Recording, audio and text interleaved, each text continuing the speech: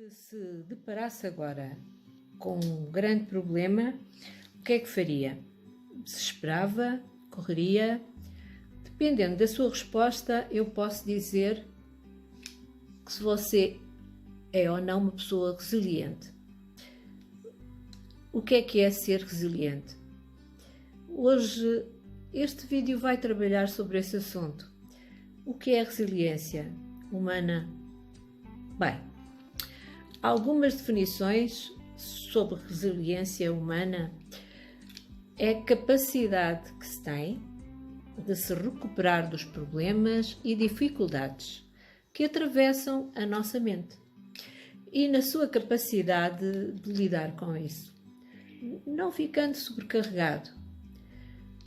É a capacidade de uma pessoa lidar com os seus próprios problemas sem ser obstáculos e não ceder a pressões de qualquer forma ou de qualquer situação.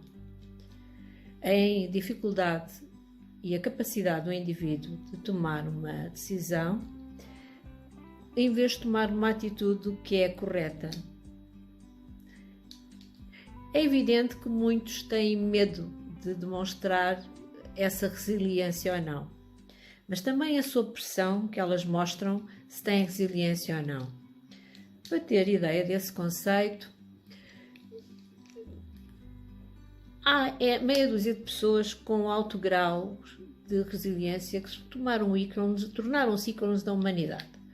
O ex-presidente Nelson Mandela, que combateu o apartheid, o físico Stephen Hawking e a luta contra a esclerose, o psiquiatra Viktor Frankl e a vida durante o Holocausto.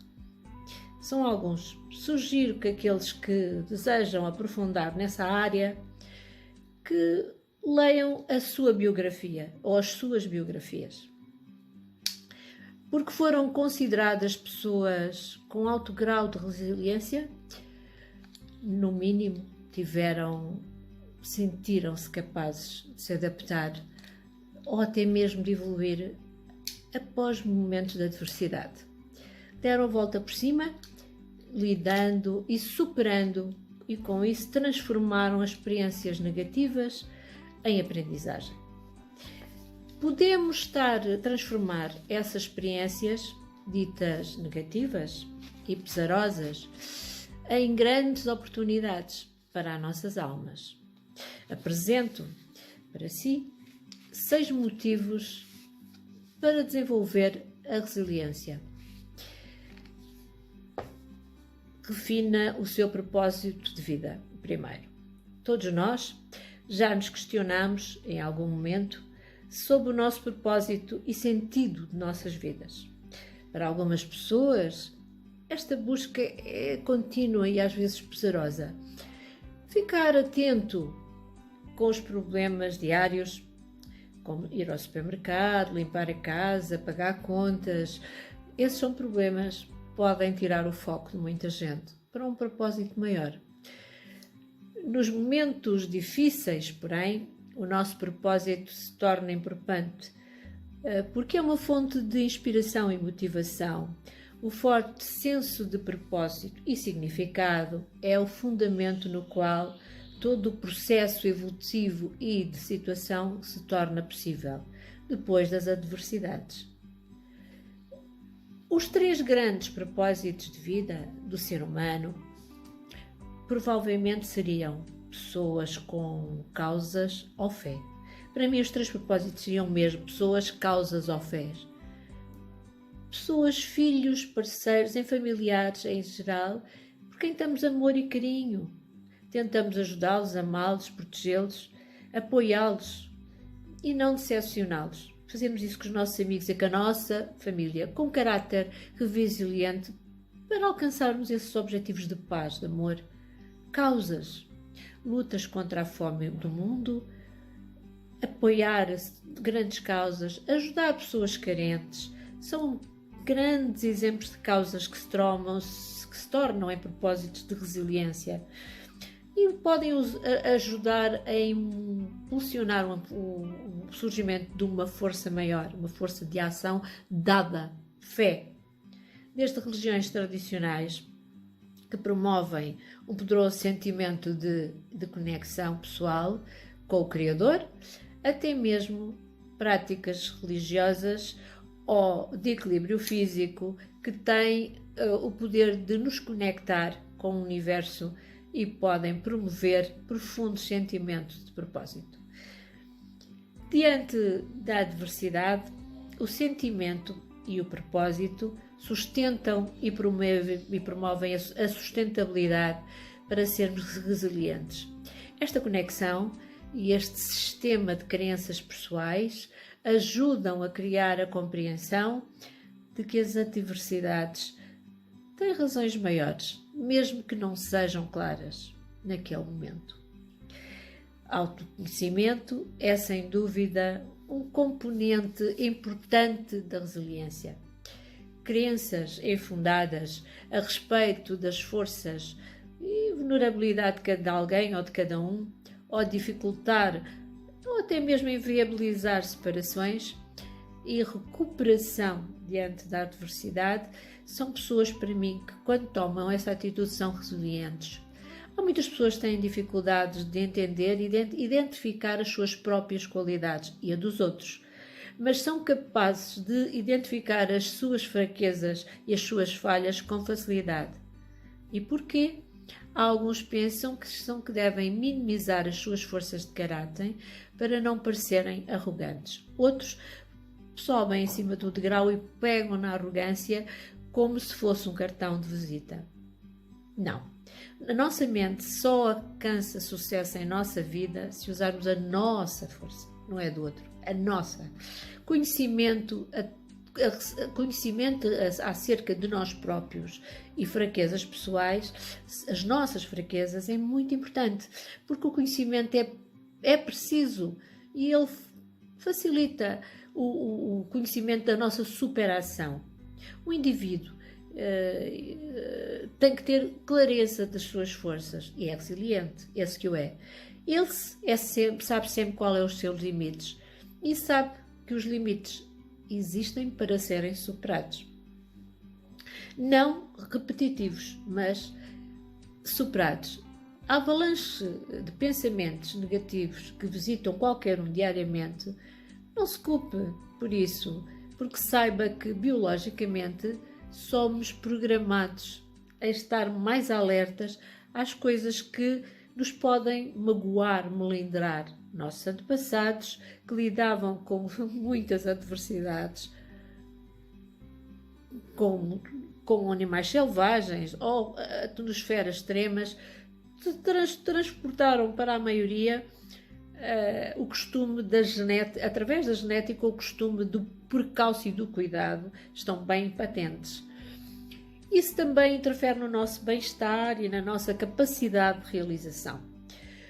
Pode-se manifestar como uma chuva de pensamentos negativos, indesejados, medonhos e persistentes, e muito repetitivos. Como pode também abalar a sua própria ser. É necessário ser positivo, reduzir a incidência do enviés negativo. Para isso é preciso ter um coração grato, mas não é da boca para fora, é dentro de si próprio. Isso pode ser feito encontrando formas alternativas de pensar sobre o problema que está a atingi-lo. Por exemplo, identificar-se o que pode aprender com ele, como aceitar momentaneamente esse problema. Outra forma de melhorar a qualidade da nossa vida e dos nossos pensamentos é escolher formas mais suaves de interagir e maneiras mesmo calorosas de expressar a adversidade, ou ainda alterar as declarações negativas que correm pela mente. É um esforço que tem que ser consciente.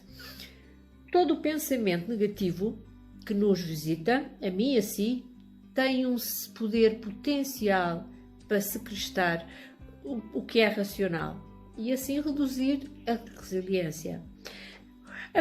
As emoções, quando chegam, tipo medo, a raiva, a culpa, a tristeza, elas estão associadas com picos de adrenalina e cortisol. E esses picos preparam assentivamente o seu corpo e ativam os seus instintos de sobrevivência. Ou seja, produzem reações de luta, fuga ou congelamento.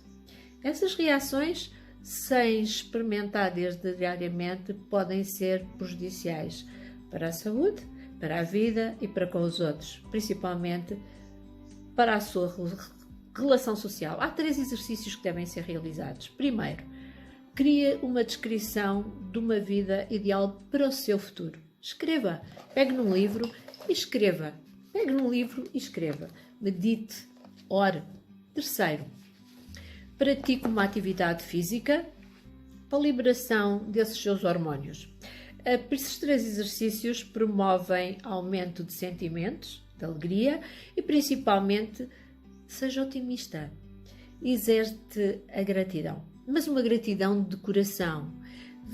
Uma vida com atitude positiva, começando pela sua família, com os seus filhos, com influenciar-nos, ninguém pode.